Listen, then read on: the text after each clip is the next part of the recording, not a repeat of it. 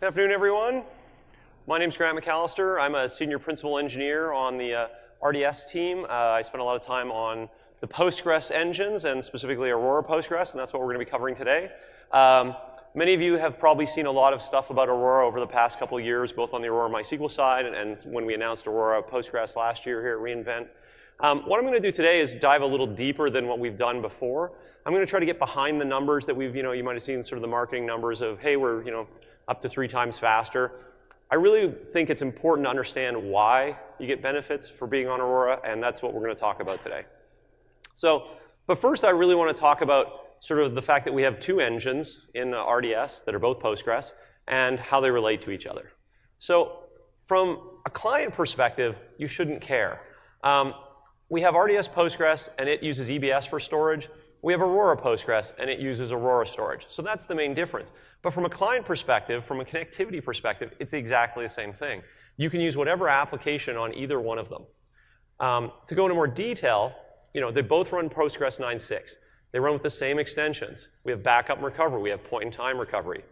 We have the high availability and durability for both of them. Now, Aurora has higher durability, but they both are durable solutions.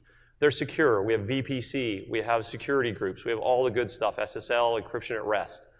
We support read replicas on both of them. We support cross-region snapshots. And like all RDS things, we have scaled compute and online scale storage. Now, Aurora has some extra stuff there as well. The 2 things today that we're missing to make these the same is we don't have cross-region replication and we don't have outbound logical replication, sort of the Postgres standard logical replication support yet. These are items we're working on. I don't have a date for you, but we've heard loud and clear from the customers that it is very critical for us to add to make these the same. So really it's about choice because we want these engines from the general perspective to be equal as far as their capabilities at a base level. So let's go into the base architecture of Aurora and sort of walk through that before we get into too much depth. So, one of the things about Aurora that's different is that the storage is across 3 availability zones. So that's the purple big box that I have there. And then the lighter sort of purple-blue boxes, those represent sort of Aurora storage nodes, right? So we have many of them, each in different AZs. And so when you actually store data, you actually end up with 6 copies. And we have a basic chunk size of 10 gig. And so what I'm representing here is that the different colors show the different copies of your data spread out across the 3 availability zones. So 6 copies, 3 availability zones. When you do a write, you're not writing a block. You're writing a log record. So this is fundamentally different, and we'll cover more of that later in the talk. But essentially what happens is we go and we update 6 places with that log record. We only need 4 for quorum, and we'll cover that in more detail later as well. But this means it's a highly durable system, right? When we do a read, we can read from any of those 6 copies. Well, 3 copies are full blocks. But usually we read from the local one because that's going to be the fastest path. But not always, because you can be having a problem with the machine, so it can read from any of them. Now, because we only require 4 or 6 quorum, you can actually have times where some of the blocks are not up to date because they haven't finished writing. So we can actually do repair at the, at the individual sort of Postgres block level between these copies, right? So this is a parallel system that's all happening behind the scenes. And even if you lose a whole storage node, it doesn't matter because you have 6 copies. All we do is spin up another copy on another storage node and make a copy, right, of that 10 gig segment. So you can see that even if we had a number of problems, we're going to repair this in parallel, right? So there's no single point of sort of fixing that would happen in a more classic system. One of the other things that you can do is you can attach read-only nodes or replicas, right? And you can have multiples of them. And they attach to the same storage. So it doesn't matter whether you have 1 or 5 read-only nodes, you still end up with the exact same storage configuration. And we handle all the hotspots and moving stuff around to make sure you have enough I/O to meet whatever requirements you have. If you have, for example, a whole AZ go down for network or just the bunch of hosts, what we're going to do is we're going to fail you over. And that happens automatically. It takes about 30 seconds, including the propagation, maybe a little longer depending on the DNS. And from then, you're writing now on this new node. So that's pretty seamless, and now you're using all your failover nodes. You can use those for reads, but you can also have multiple places you can fail over to, so that increases your availability.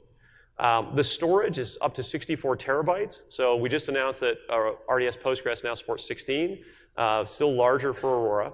And the nice thing is it's automatically scalable. You no longer have to say, I need 2 terabytes, I need 3 terabytes. You just put data in your database, it just grows, and that's it. So there's no problem with growing your space. One of the other big changes is that we're log-based. So let's dive into that. So on the left-hand side, I have sort of a picture of how classic Postgres works. So if you imagine you have a whole bunch of work that you're just ready to commit, and that's what I'm showing with those sort of orange boxes. When you say commit, basically all that work moves in on many sessions into the log buffer. This is, Postgres has a great group commit, works quite well. But the interesting problem is now that log buffer has to flush down to disk. And while that's happening, any new work that's queued up that wants to commit can't, because it can't get into the log buffer. And so you have to wait for that log to sync before you can actually do the new work. And so the challenge is, the more work that you're trying to group commit, the bigger the log buffer, the longer the log buffer takes. And this causes a sort of a motion that causes jitter in your system, right? On Postgres, it's quite different. When work comes in, it doesn't matter, and I'm showing sort of A/B, sort of ordered transactions coming in. It doesn't matter when they come in, they're going to just propagate down to the storage. So there is no single queue. They just go as soon as they're ready. So as soon as you say commit, they're submitted. But how do we know that they're done? Well, we have a durability tracking system.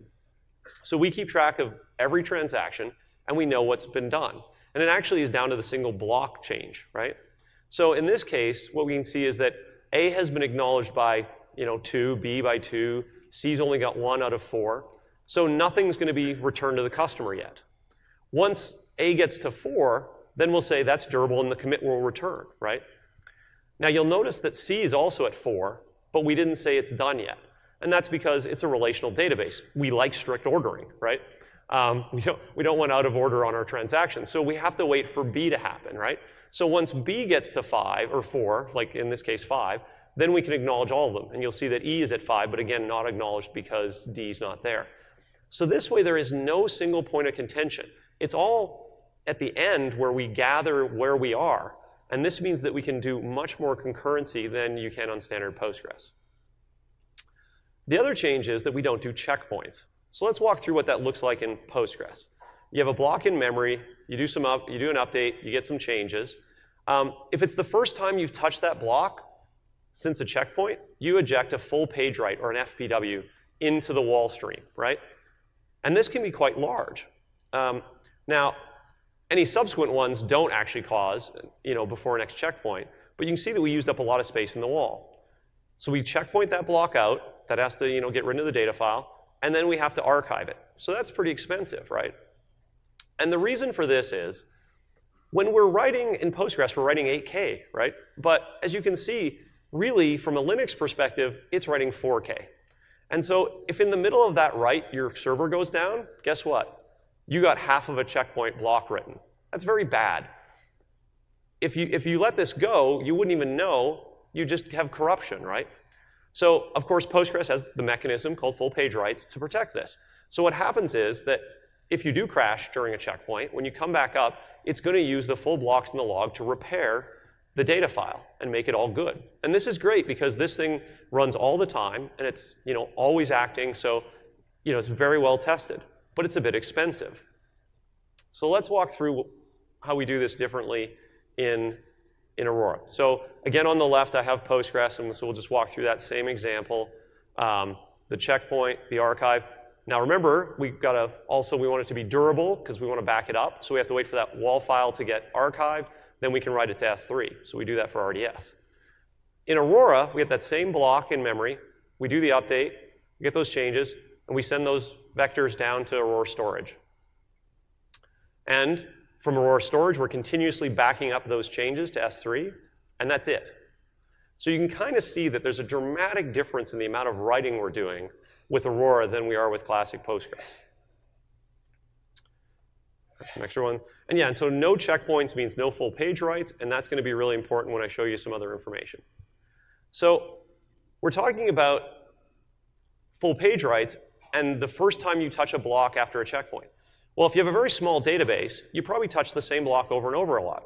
But as your database gets larger and larger, and if you have any kind of random work that's going on, it's going to touch a lot of blocks. And that's what I'm going to show here. So I have an illustration of a B tree. And let's say we do an insert into 124, right? So that's going to go down and touch a bunch of blocks and modify probably the leaf node on that block, right? And then if we do another random insert, we're going to touch a bunch of other blocks. And then a third one, right? So in the end here, every time we touched a block, basically we did a full page write on that one index, right? So this sounds a little expensive, right? 3 full pages, yeah, maybe. But let's look at a little more serious case. So to do that, I built up a test where I built this 9-column table. And it's got some random values in it. It's got some sort of sequence-based ones that are right-leaning, some Booleans, a timestamp that's going to be right-leaning. And then I indexed every column. Now this isn't normal, right? You normally don't have an index on every column. But a lot of people have very broad tables that have hundreds of columns, right? So they end up with lots of indexes, in some cases way more than 9, right? And so if you can imagine now, you're going to update this index. You might cause as many as 10 full page writes on every time you insert or update this table. And to show you what that looks like, here's a benchmark we were running with that doing inserts. Vertical axis is inserts per second, so higher is better. And then we just ran this over 300 minutes. So the red is stock RDS Postgres, no changes to parameters. And what you see is you get almost 25,000 writes per second or inserts per second. But you don't get that for very long because the working set gets larger and larger and you start touching more pages. And guess what? Full page writes happen, you start going slower. So how do you make this better? You increase the time for the checkpoints. Do that by increasing the wall size. And so that's what I've shown in the green. And you can clearly see that this helps. We get a good 20-minute run before it starts slowing down. And it's still better than the red, but it's not great. The top line is Aurora in blue. And what you can see there is it's consistent because it doesn't matter what size your database is. Because we're not ejecting any full pages, our performance remains consistent over time. So that's inserts. What about updates? So I take the same table, do an update to one of the random values and to one of the timestamps. And what we see is a very similar result. So in this case, I'm doing 2 updates per transaction. Vertical axis, again, larger is better. The red, almost 4,000 TPS, not bad. When we increase the wall, we get up to almost 5,000. But we can see again with Aurora, we get around 17,000, so more than 4 times better than our base setup, right? And this is just straight out of the box. You don't have to do any tuning. And so that shows, again, the cost of doing the full page writes and the checkpoints. One of the other key things for Postgres that really is challenging is recovery time when you're doing a lot of writes. So what I've shown here on the vertical axis is the recovery time in seconds. So obviously you would like that to be smaller so your boss yells at you less. On the vertical axis, on the bottom axis is basically the benchmark result number. So higher is better. Your boss wants more work done out of your database, right? So when we started this, what we can see is we started the benchmark with a low number, smaller number of users. We're generating about 3 gig between checkpoints of wall that has to be applied. So it takes about 19 seconds. We get about, not quite 20,000 writes per second. So it's not bad. But as we move up, as we keep increasing the number of workers, right, we get more transactions per second, now more like in the 30,000 range. But recovery is 50 seconds. Still not bad. But then you look at this one, where it's 123 seconds when we're pushing 40,000 TPS. Still not bad, but it's not a very good trade-off.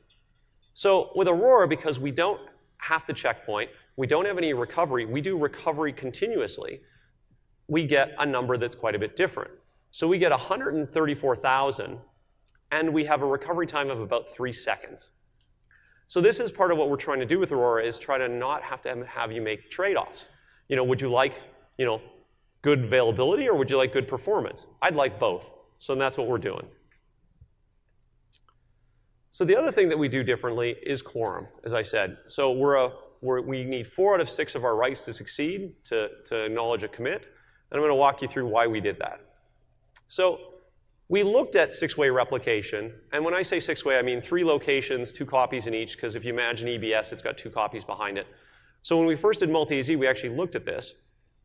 And to illustrate how this works, you can imagine the gray lines being your local writes, and then the red ones being remote.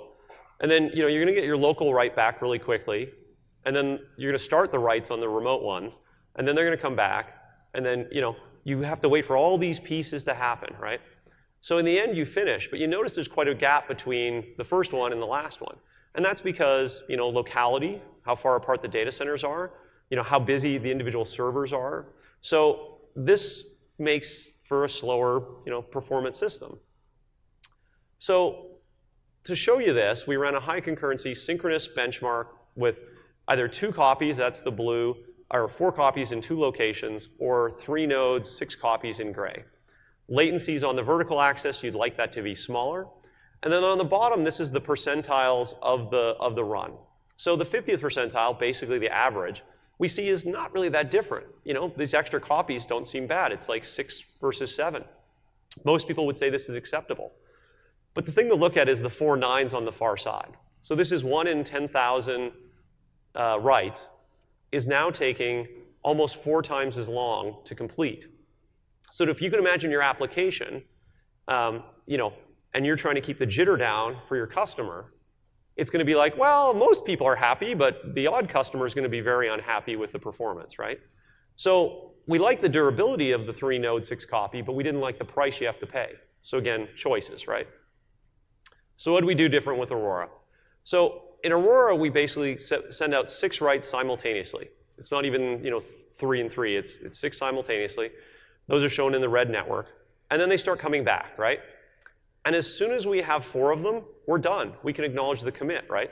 So if location 2 is a little slower, that's fine. Today it might be location 2. Tomorrow it might be location 3. It's a little slower. It doesn't matter. So this results in a much lower jitter factor than you have on traditional synchronous replication systems. So we can actually get performance that's better than no copies, like just a single AZ setup with Aurora. And that's what I'm going to show you here. So this is sysbench. Typically, a lot of my SQL folks use it. We use it because it's a little heavy writing than pgbench for some of our tests. And what I'm showing is vertical axis is response time. So in this case, lower is better. Postgres, this was just running on EC2 with like 45,000 provisioned IOPS. Single AZ, no backups, just a base installation. And then the yellow line is Amazon Aurora. Again, 6 copies, 3 AZs, right? Continuous backups. And what you see here is, can you see the checkpoint intervals? Right? It's pretty clear how much effect checkpointing has on the latency and jitter for your system, right? And what you see with Aurora is because we don't have that, we are much more consistent, right? It's a much smoother system. From an application perspective, your customers are going to be a lot happier. Let's move on and talk a little bit about replicas and clones. I feel like I should be talking like Star Wars when I say this one. So standard Postgres, we support replicas in RDS, and they work quite well. So you have a head node, EC2, read-write node, you have EBS storage. When you ask for a replica, we take a snapshot, we restore that snapshot to another set of EBS volumes, and then we attach a new head node, and then you play catch-up, right? So because that all takes a little bit of time to happen. So once that's done, you're all caught up. Any new updates coming through are going to flow through, right? But essentially, when you do an update, you're going to write to EBS and get that returned, right? And you're going to send the asynchronous replication request across. If that's in memory, that's great. If it's not, it's got to be read from EBS. And then it's got to be updated and written to EBS. So that takes a little bit of extra work, right? On Aurora, it's quite a bit different. What we do there is, because we have shared storage, the writes are quite different. So we have the read-only node. You can attach those. It doesn't take very long because we don't have to copy the data. You don't end up with extra copies of the data you have to pay for. So when we do that same update, essentially we do that same writing, but now we're doing it to Aurora storage. But notice that now the read-only node can actually see that data. So we still have an asynchronous replication process to go between these two, but it's for doing basically updates in memory only. It basically needs to change if you have the block in memory. And I'll show you how that works with something like with pgbench. So pgbench by default on the read-write node has 4 tables, and it's going to touch all of them when it does its write workload. And on the read-only node, it only reads the accounts table. So if you're running this benchmark, essentially when you do that asynchronous replication and apply, you have to have all those tables loaded in. They all have to be touched, right? On Aurora Postgres, again, we're only reading the accounts table. So we only have to replicate and apply the changes for the accounts table. So anything to history or anything else doesn't even have to be replayed. So this requires less CPU, and it also means less jitter in your apply process. So to show this kind of in graphic detail, I ran pgbench read-write 8,000 TPS, so that's about 30,000 writes per second on the primary, and then 200,000 read requests per second on the replica. So the orange line, hopefully you can see that, is the writes per second we were doing on the replica. The green line is the replication delay, and that's in seconds. For some reason, originally RDS, which I guess is my fault because I started the thing. So we did seconds for the replication delay instead of milliseconds, still something we need to fix. And the blue line is the reads per second. So notice we're not doing any reads to start with. We're doing a lot of writes.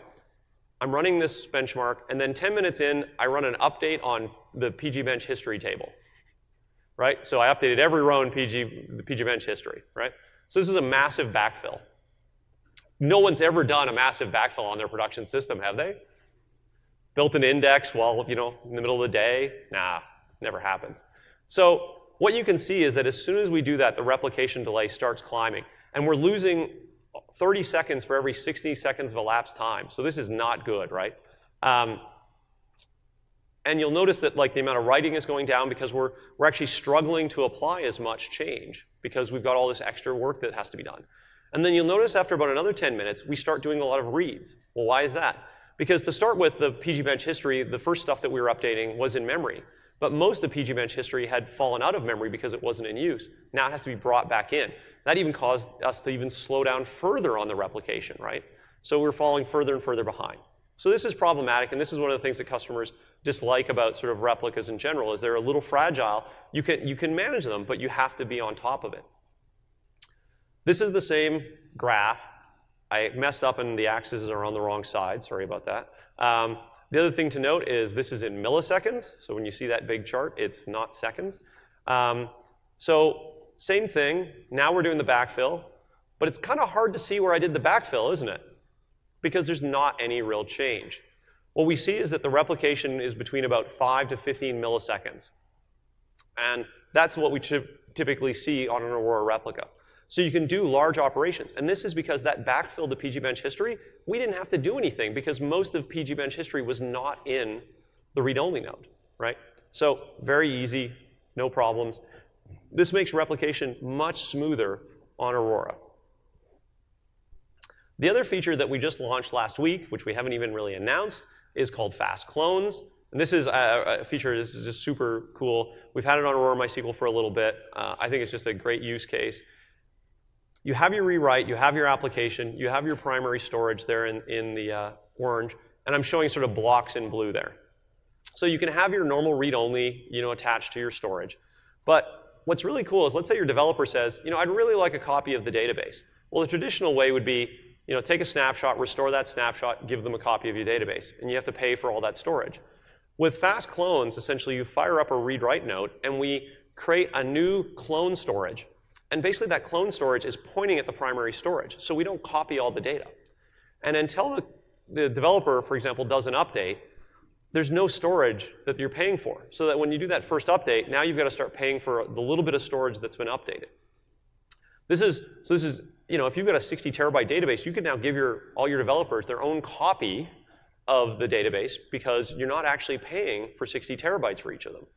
The other cool thing is, some people have sort of regulatory reporting requirements where they're like, oh, every night, at midnight, we want to run all these reports.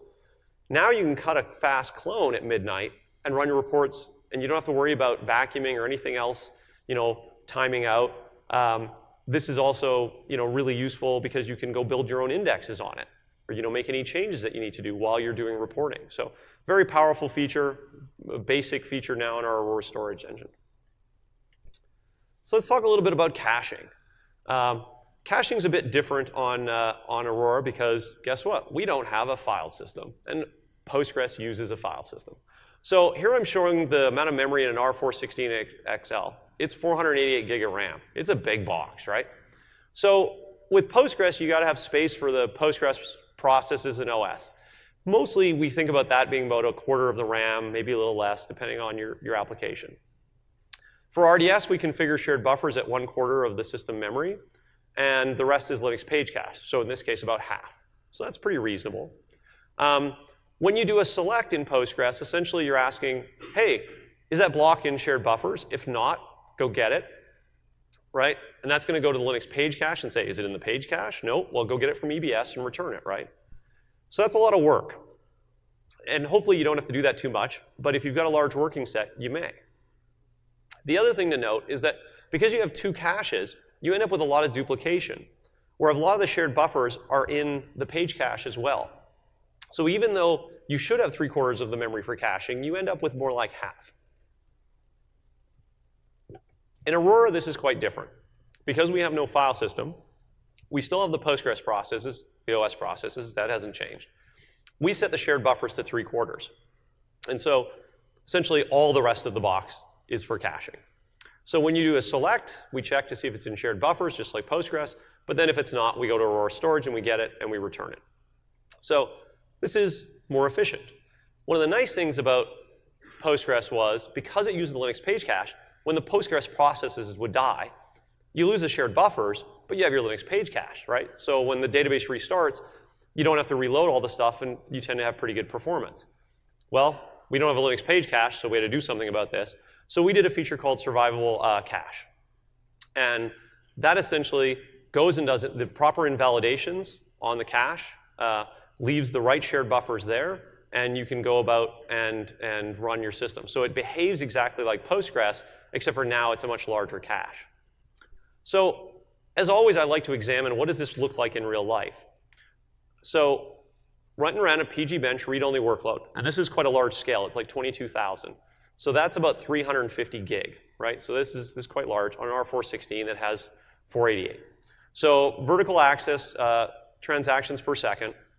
So what we can see with Aurora, we're using 75% of the box for the shared buffers, and we get 680+ thousand, almost 700,000, basically reads per second. That's pretty impressive when you think about it, right? Like that's a lot of reads per second. So I was like, okay, now I'm going to go run this on RDS Postgres, and we'll see what we get. Well, we only got a little more than 417,000. So this was a little like, what's going on here? We're like 1.6 times difference. Well, we were doing 18,000 read IOPS, as it turns out. I was like, oh, that's probably why. And the reason is because of that double buffering, right? We're really only got about 250 gig of usable page cache, and so we didn't fit in. Okay, well, that's easy to solve, right? Let's make the shared buffer smaller. Let's make it 10%. That way, more like about 70 or 80% of the box is available to the Linux page cache. And this is where the surprise came in. We got slower. And that's not a response that you normally think. You're like, wait, but now I don't have any reads, so I should be faster. Well, I should be, but I'm not because I have heavy double buffering, right? Because now most of the blocks have to be read from the page cache, which means every time I got to go to a block, I got to do those 2 hops. So I burn a lot more CPU, and I spend a lot more time. And that slows you down. And so this is actually, it's a little contrived, but not much, right? Many people have very large working sets, and this is the kind of thing you're going to see. Now, just to show you that there's nothing odd going on here, I configured RDS Postgres with 75% of the cache, and it gives us basically the same number within a small rounding error, almost within 1%, right? But of course, the thing is, once you do that with RDS Postgres, you don't have any survivable cache anymore because you don't have a Linux page cache. So this again is one of those choice things.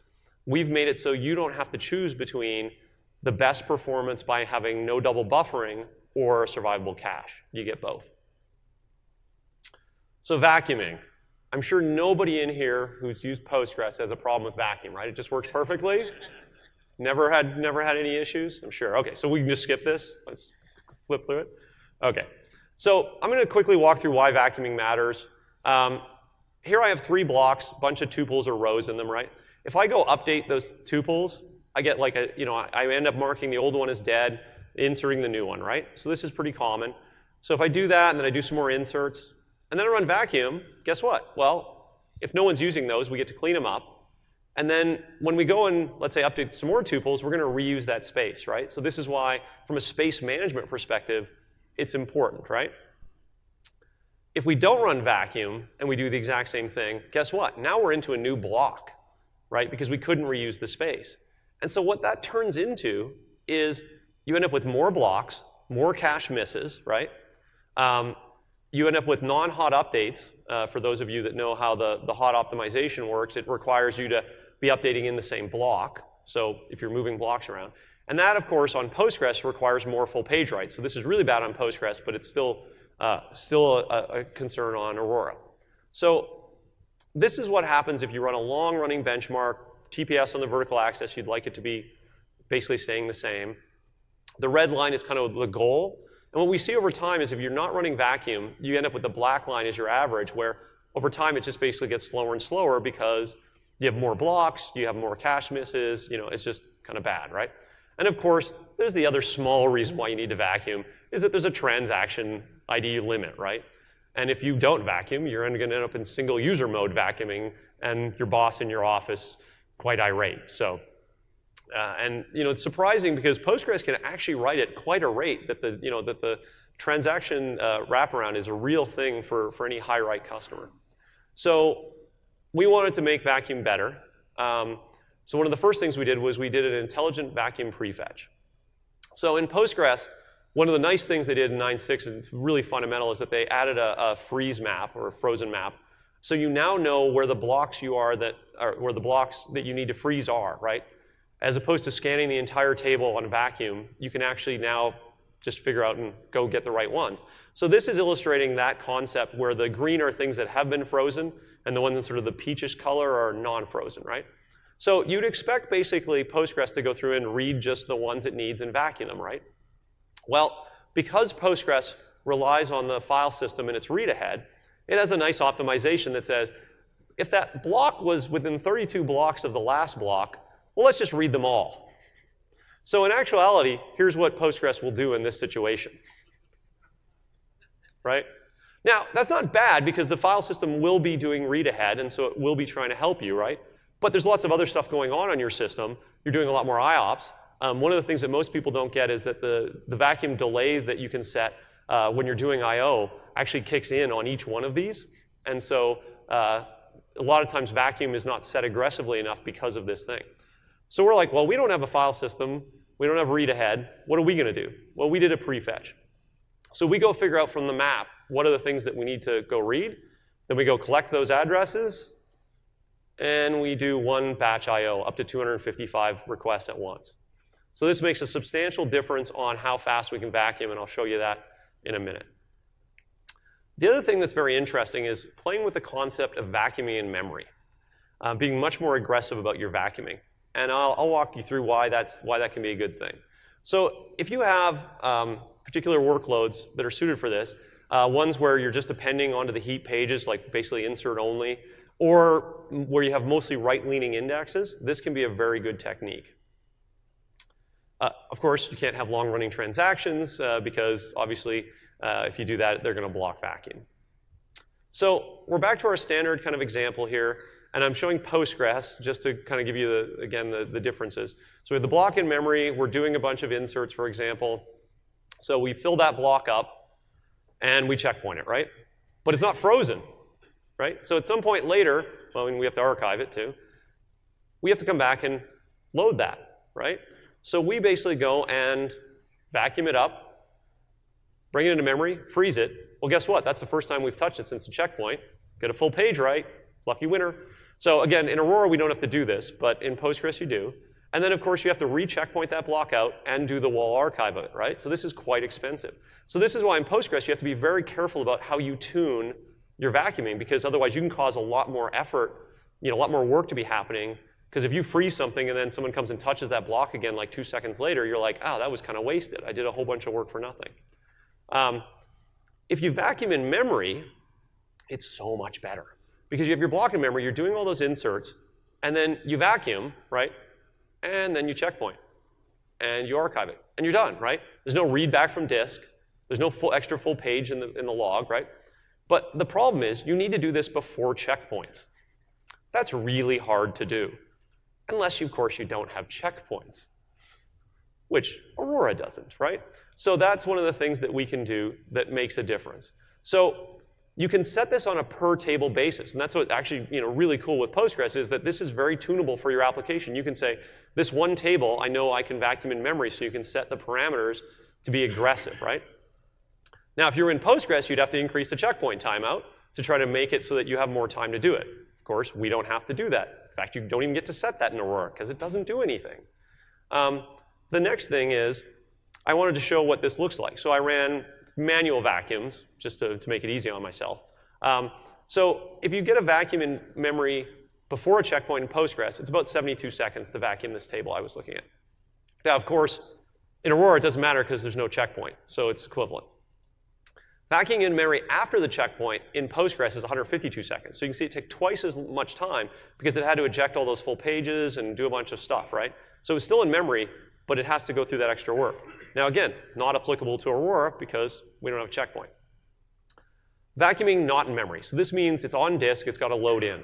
On Postgres, that took 402 seconds. So you can see if you could do vacuuming in memory, it's still a good idea in Postgres. But you'll notice the second number, right? 163 seconds. That's what it is for vacuuming on Aurora. So you can see that that prefetch really does make quite a difference in our ability to vacuum, right? And because it's a manual vacuum, there's no delays really on that. This is just about raw speed of how fast you can fetch the blocks in. So what we've done is we've set the tunables on Aurora so that vacuum is more aggressive because basically it's less expensive.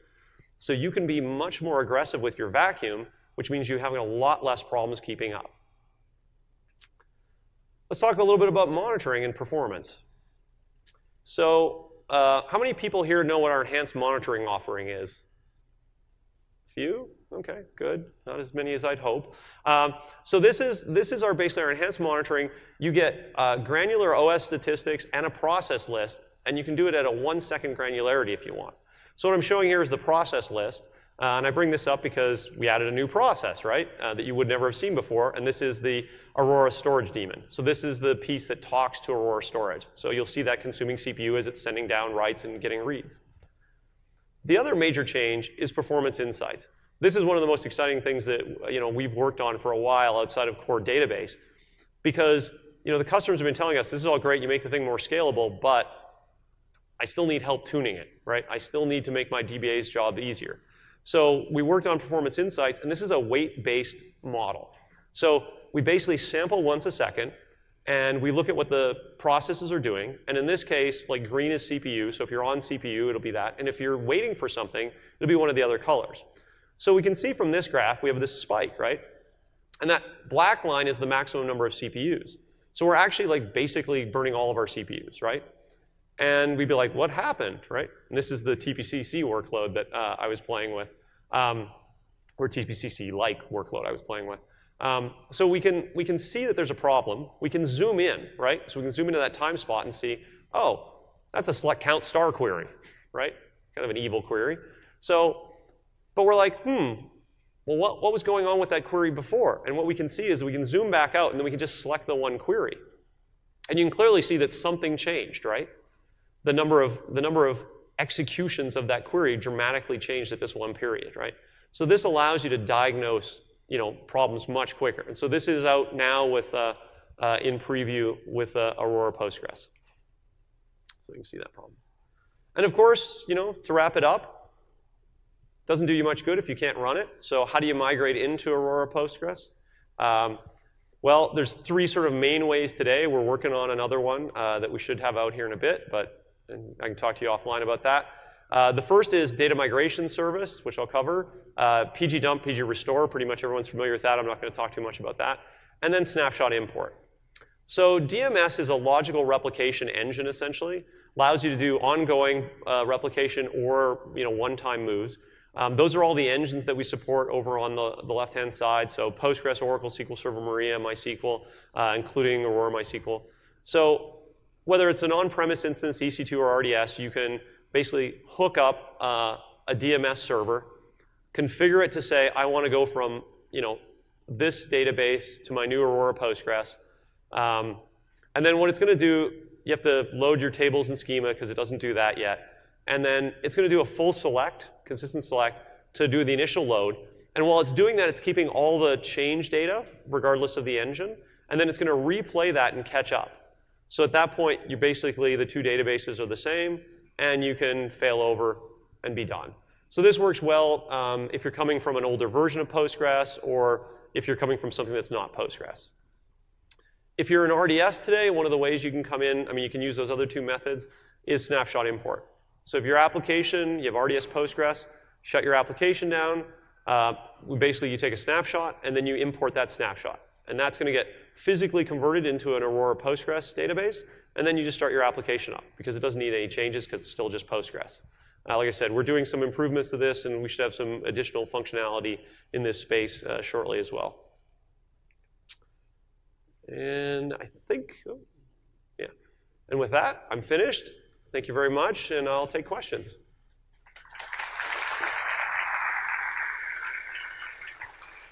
There are mics up front if you want it, or you can just yell it out too. That's fine. I can't. It's hard to see. Anyone have questions? I really can't see. Oh, there we go. There you go. Yeah. Yeah. So the question was, today we announced multi-writer, multi-master for Aurora. Do we support that? Not today. So the preview right now is for Aurora MySQL to start with. It's definitely something we'll be working on, but we don't have a timeline yet on it. Other questions? Yes?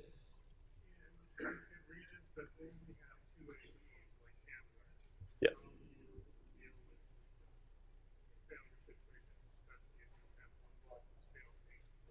Right. So the question is, how do we deal with regions that only have 2 AZs?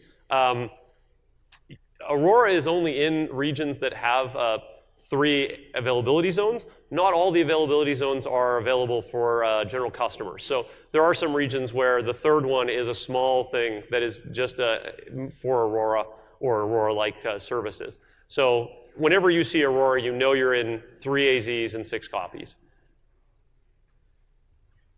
Hi. Can you please give us some details about how serverless Aurora is going to work? Sure. The question is serverless Aurora. So again, that's one that we've started preview on in MySQL, and at some point we'll have for Postgres as well. The basic model is that it's you're going through a proxy, and so what we can do is we can actually hold the connections and move them around. So when you have a server, we can scale it up and down, and you don't lose your connections, right? So that's the sort of the basic piece. And then because we know what you're doing with the thing, if you stop using it, we can actually have it sleep and then wake back up again when a new query comes in. So by having that sort of intermediary piece, that's how that one works. Yes?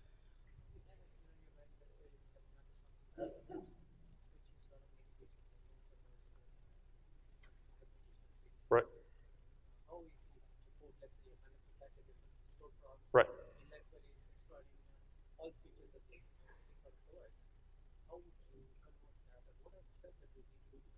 Sure. Yeah. Yeah. Yeah. So the question is, how do you convert something like a SQL Server instance? So we have a tool called SCT, Schema Conversion Tool. So it'll help you do analysis and the conversion. Now, it may not be able to convert everything, but one of the good things about the tool is it'll tell you what things you might have to rewrite, right, that just don't natively port over. I mean, Postgres is quite a good engine in its richness, so people find it's much easier to port to it than some of the other engines that we support. And then you can use DMS to move your data and keep up, right? And so then you basically do the move and you keep up, and then, yeah, so we have many customers that move from Oracle or SQL Server in. So the question is Aurora used strictly for OLTP or data warehousing? I mean, we believe obviously in best of breed sort of models, and that's why we have things like Redshift and Athena and Spectrum. But of course, lots of folks have lots of different use cases, and data warehousing to one person means running some small reports for someone. For other people, it means churning through terabytes of data, right? So I think it depends to some degree, but we definitely have a lot of light to medium data warehousing and OLAP kind of stuff happening on Aurora today. And I mean, Postgres, as it's adding more parallel features, is making it a more comprehensive database for doing data warehousing. Yes? Is there an easy way to compare costs? Yes. I don't know if our cost comparison calculator has something in there at the moment, but I mean the way to think about it is that the per server costs are slightly higher, but you only pay for the storage you use as opposed to what you have to allocate. And then we have I/O charges. So you can kind of look at how many I/Os you're doing today and kind of get a rough idea of what you'd be going for in Aurora. That's, I think, I'll check and see if the cost calculator handles that. Yes? Interested in doing kind of a migration of the rollback mechanism. DMS, is that suited for kind of testing reads on Aurora with a quick rollback, probably in terms of replication?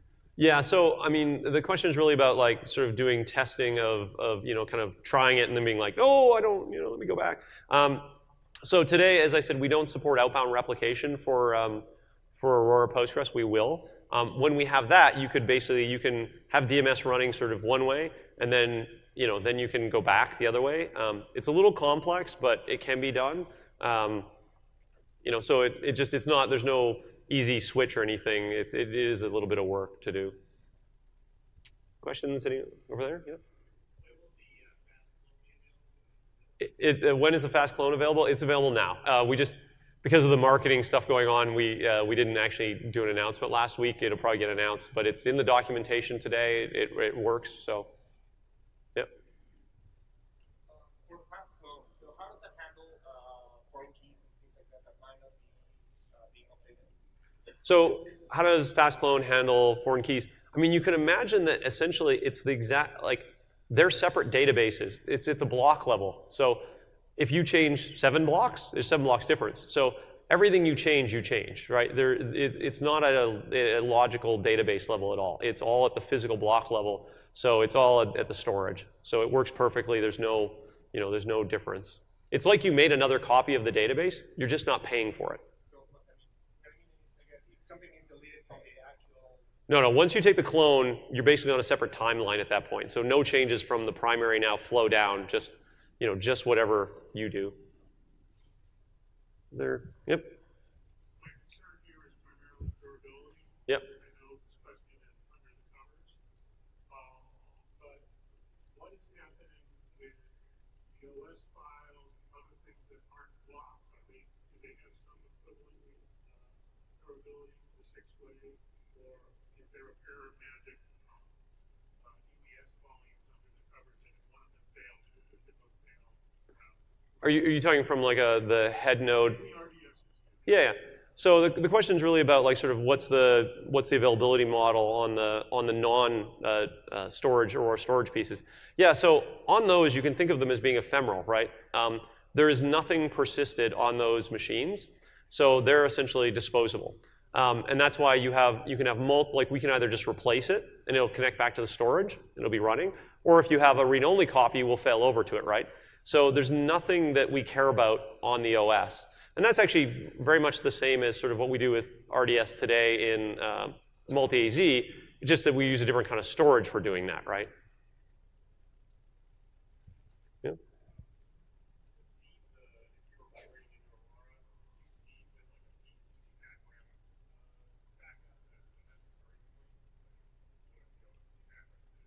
Yeah, so we don't have a physical, the question is we can use something like PG backrest.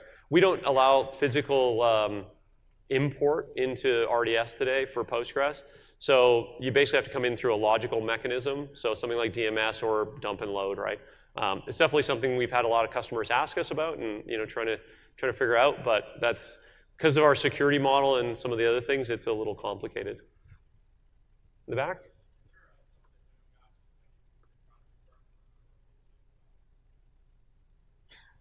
Yeah, what are kind of the one of the gotchas from going from Oracle to Postgres? I think the biggest one is just the difference on the MVCC.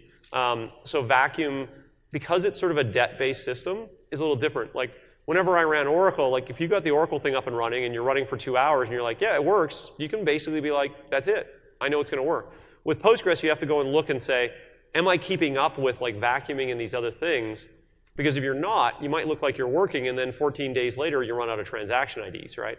So that's kind of the slight difference. You know, that's probably one of the biggest ones that people just don't kind of get right off the bat, that they have to do a little more long haul and you know, to understand the change. Yes?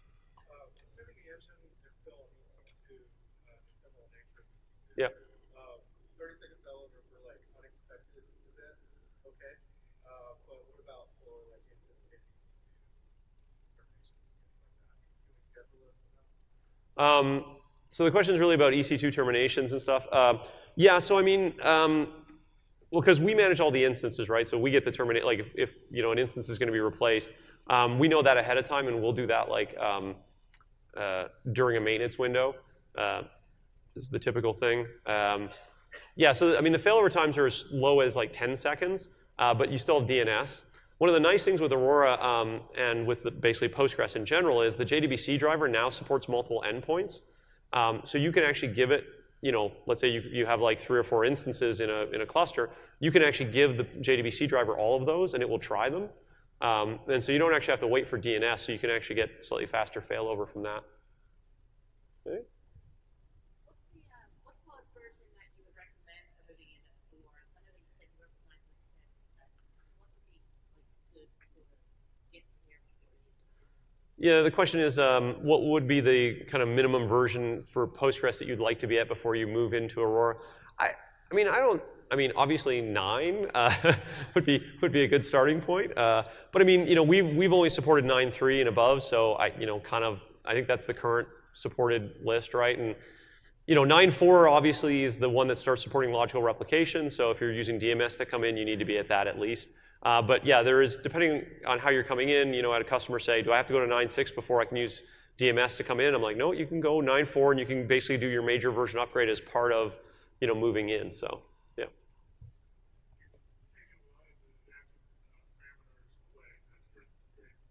Is there any clear guidance that says, okay, I know there are 10,000 places that say do this, Right. but you don't do this under Aurora.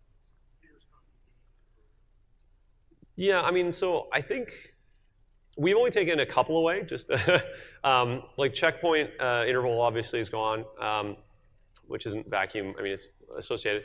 And then there's the miss or the dirty miss cost or the dirty page cost one, because there is no sort of such thing because we don't checkpoint again, right? So we've just removed the ability to modify those because they weren't doing anything, and we didn't want to have people be frustrated by like they're like, I've changed this number and it doesn't seem to have an effect. And it's like, yes.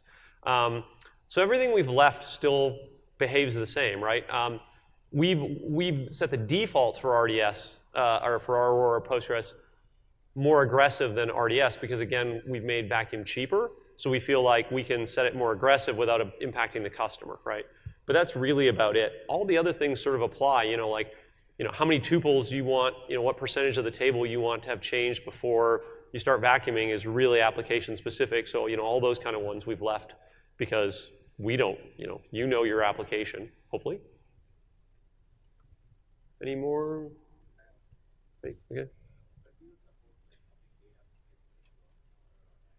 When are we going to support copying S3 into Aurora directly? Soon. It is something that's on our roadmap. So it is something that we want to do. I don't have a specific date at the moment for it, but yeah, it is something we want to do. We have a lot of customers who want both in and out for S3. Obviously, a very useful feature that we have in the Aurora MySQL. In general, what you'd see is any sort of the major kind of features that we have in Aurora MySQL, whether it's like Lambda integration and those kind of things, are all things that we want to bring to Aurora Postgres. You know, we obviously want the family to be very consistent so customers aren't confused by the differences. So, in the back there.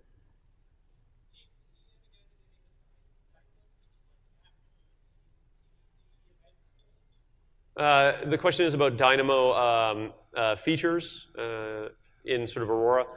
Yeah, I mean, I think at some point, I mean, DAX, I don't know, I don't think that necessarily makes a lot of sense because with Aurora, one of the things is we're trying to get away from actually having to have caching because you can just have more readers, right?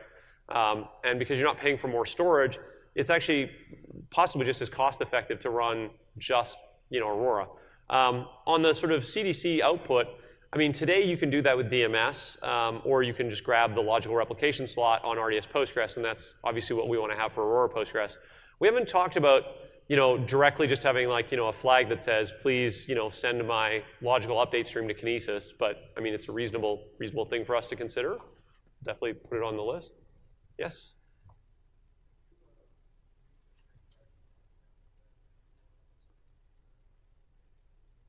Sorry, you're going to have to speak up. I didn't quite hear you.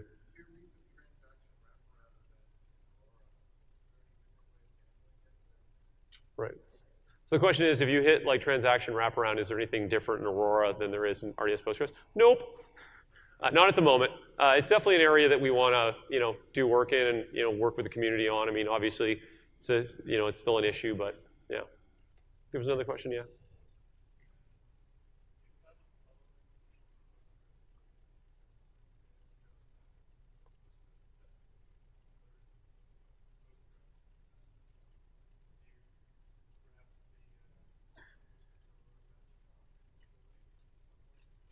So I think the question's around, are we going to follow the Postgres standards around their language and stuff? And yeah, I mean, we plan to be Postgres compatible, right? I mean, our customers don't want another database, right? They like Postgres, they like the capabilities. What we've tried to do is take some of the things that we thought we could improve based on making it cloud native, but we're working on Postgres 10 for Aurora and for RDS, obviously. We plan to support 11 when it comes out, and 12 and 13, and so on, right? We might add extra things, but that's sort of how Postgres works. It has extensions, it has extra stuff. But the core is the core, and for that, we want to remain 100% compatible. So, kind of the promise is you always get at least all the Postgres stuff, maybe a few more things, but at least all the Postgres stuff. Yes?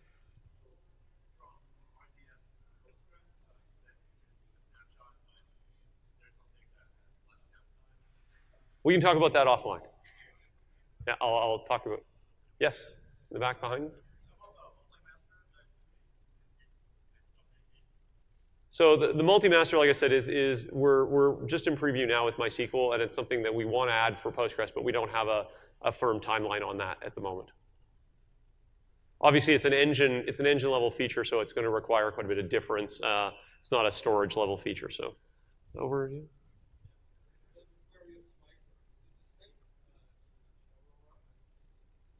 Yeah, so the question is the query optimizer the same? Yes, it's exactly the same.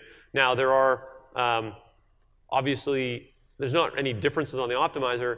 There obviously is some differences on, what it takes to write and read. So, you can have some behavior change. But I think everyone that I've talked to so far, their applications work exactly the same, from a query plan perspective on both the engines. So, yeah.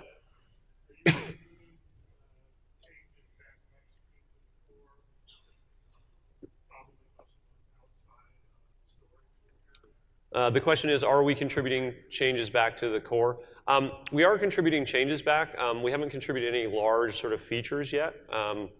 There are a number we're working on that we will be doing that with. But we've contributed, we found a number of bugs. Some of them that we found have been around for a while, and for some reason, because of the nature of how much we can write and some other things, we found some ones that hadn't been noticed before. So that was good. Our customers were nice to point those out to us, and we submitted patches and worked with the community on getting those into the main line. So, yeah, I mean, we want a healthy Postgres community. We believe it's the right thing for our customers. That's what our customers want. So we're going to continue working with them, to make that happen. Let's see. Do we have? I don't think we have any other questions. Well, thank you very much. Thanks for coming. Have a good rest of your conference.